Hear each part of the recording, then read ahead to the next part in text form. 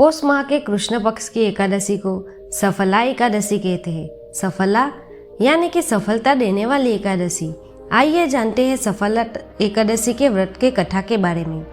एक बार भगवान श्री कृष्ण से युधिष्ठिर ने सफला एकादशी के व्रत की महिमा और महत्व के बारे में जानना चाहा।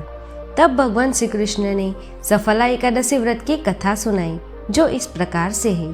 पद्म पुराण के अनुसार चंपावती नगरी के राजा महिष्मान थे। उनके 5 पुत्र थे, जिनमें उनका बड़ा पुत्र अधर्मी एवं चारित्रहीन था।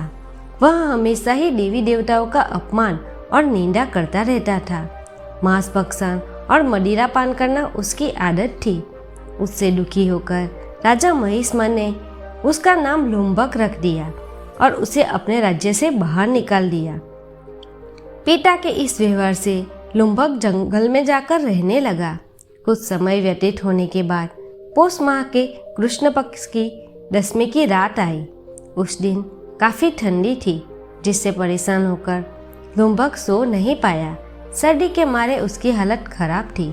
अगली सुबह एकादशी के दिन वह मृतप्राय हो गया था। दोपहर के समय सूरज की किरणें उस पर पड़ी तो उसे होश आया।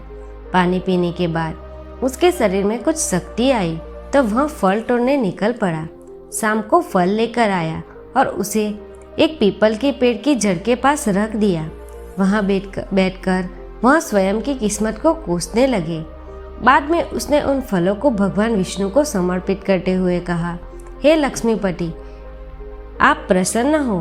उसी दिन सफला एकादशी थी। लुम्बक ने जैसे तैसे पूरा दिन व्यतीत किया और रात में सर्दी के कारण सो नहीं पाया। पूरी रात जागरण करते हुए ही व्यतीत हुई। अनजाने में ही उसने सफला एकादशी का व्रत कर लिया। सफला एकादशी व्रत के प्रभाव से वह धर्म के मार्ग पर चलने लगा। उसमें सत्कर्म करने वाली प्रवृत्ति आ गई। कुछ समय बाद जब उसकी जानकारी राजा महिष्मान को हुई तो उन्होंने लुम्बक को राज्य में वापस बुला लिया। राजा महिष्मान ने पुत्र लुम्बक को चंपावती नगरी का राजा बना दिया और राजकाज सौंप दिया। राजा महिष्मान स्वयं तप करने जंगल में चले गए। कुछ समय बाद लुम्बक को एक पुत्र हुआ, जिसका नाम मनोज्ञ रखा गया। जब वह बड़ा हुआ तो लुम्बक ने अपने पुत्र को सत्ता सौंप दी और स्वयं भगवान विष्णु की भक्ति में लीन होकर मोक्ष प्राप्त किया। इस प्रकार से सफला एकादशी व्यक्ति के कार्य को सफल करती है और मोक्ष देती है। दोस्तों, अगर आपको मेरा वीडियो पसंद आए तो मेरे चैनल को सब्सक्राइब कीजिए, वीडियो को लाइक और शेयर कीजिए। धन्यवाद।